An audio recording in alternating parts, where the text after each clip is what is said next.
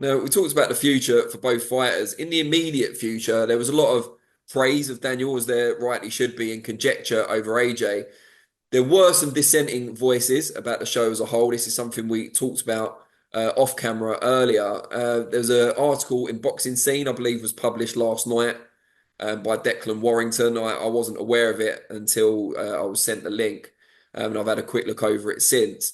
We'll take some of the criticisms in turn, one of which was that there were some empty seats at Wembley and that perhaps the record crowd wasn't quite all it was cracked up to be. What's your response to that? Well, it's just stupid. I've got a lot of respect for Declan. I like Declan, but that's bollocks. Um, if you notice on the ring, there's a canopy, yeah? Yeah.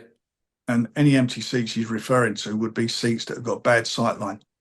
There's Yeah. 98,000 people that were in that building. That's what they click going through. That's what was in there.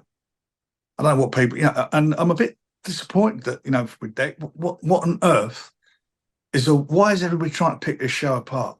What the fucking hell has that got to do with the show, with the boxing? I find it amazing, some of the stuff that's going down here. It's like, let's find something wrong. You've had a great fight. My guy won, and all of them all picked him to get beat. He won. Good undercard, fantastic atmosphere there. Everybody had a great time. It's a great moment in British sport, British boxing, and we're trying to say like somebody's telling lies about the attendance, or there was some empty seats there. I'll tell you what, if I'd have sold those seats, then I've had a load of complaints saying I can't see. Well, the final part of the Boxing Scene article, and I know you wanted the opportunity to address these criticisms, so in case people think I'm being unduly harsh here. But yeah, Boxing Scene declared that they only entered the fight or only had access to the fight because they bought a ticket. They went into detail about why they weren't given credentials for the fight. We had applications for 367 applications for people to cover the fight. There's 38 press seats. Okay. So that's what we do. You had like BBC asked for 4. A couple of newspapers asked for 3 or 4. We can't accommodate them all, plus the YouTubers, plus radio and so forth. All the different people there. That's it. Some were not there, some didn't get there, but every single newspaper, every radio station, BBC, TalkSport, all of them were all accommodated. I've known you for years and years, and we've had our ups and downs, but I'm never banned. I don't believe certainly in the last 30 odd years, I've never banned anybody from a show. And as I say, you got my number, and I've got no problem speaking to anybody about anything. I am so open-minded about what goes on and why. I'll answer every question, because I believe what we're doing is for the good of boxing. I think for Saudi, for Riyadh season, it's brilliant. I think taking events to Saudi, letting the young population, their very young population, seeing various things from around the world, not just the Western world, which in our arrogance we think is all that matters, but around the world, from other cultures, from the Far East, Middle East, Africa, everywhere. They have everything going on. It's brilliant. Let their youngsters see it. They're big users, they're biggest users in the world of social media. And they're engaging. Women there now. I've been there working, doing jobs, driving, doing all the things that I'm told they couldn't do. Have you been there? Not to Saudi, no. I've been to Abu Right. Dhabi for a We show need there. to go. I would go and have a look at it, and go and look yourself, and you can form an opinion. We're doing the first ever women's fight there on the 12th of October. First ever women's world title fight. World title fight. Sorry, yeah, on the 12th. That may not have happened 2 or 3 years ago, and it's moving forward. And as I said on a radio interview yesterday, that King Charles was in Africa. I think it was in Kenya, early part of this year. About that much away from apologising for the atrocities against the Mau Mau, which was happening in my lifetime. Yeah. They're a young country. They're a country. I don't think they're even 100 years old, Saudi Arabia, as a country.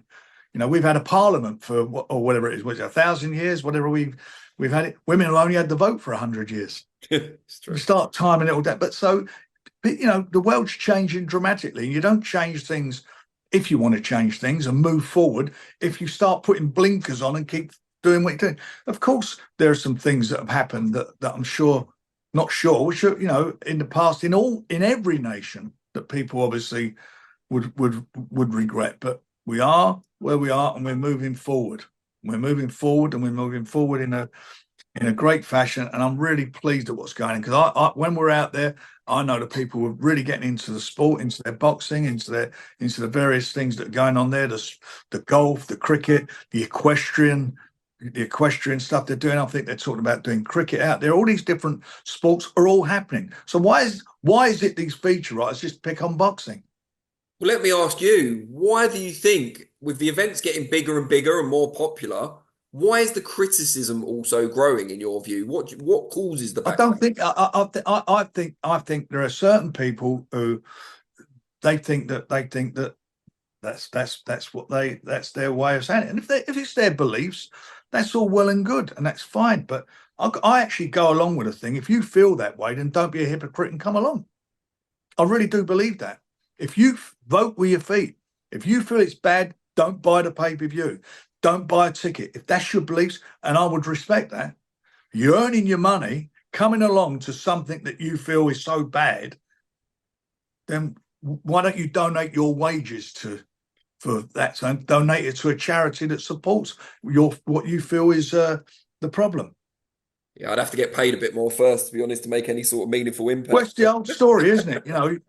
It's very easy, and people think we're an easy target, and we're going to sit there and stand for all this. I certainly am not, and I have no problem debating that with anybody at any time, with Ollie, anyone in public. I'll sit there and defend certainly my position in this, and how I feel that things moving forward should be. I find the whole thing it distracts from what the Riyadh season and the involvement of Saudi Arabia and the finances that they put into this sport to bring us to where we've had. We've had the most unbelievable fights and nights in the last 12 months.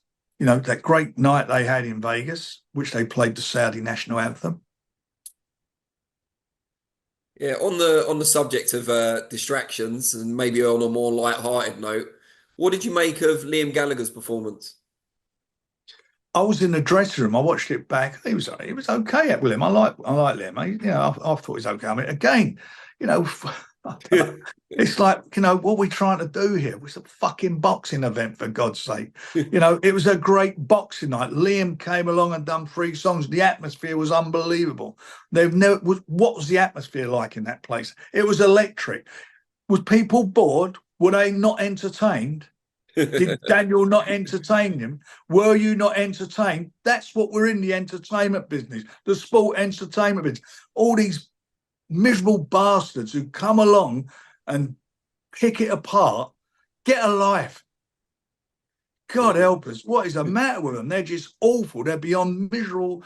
It's like fucking... And I'll tell you what, next time, don't come. Do what you like doing best. Sit at home watching Victor Mildrew on television.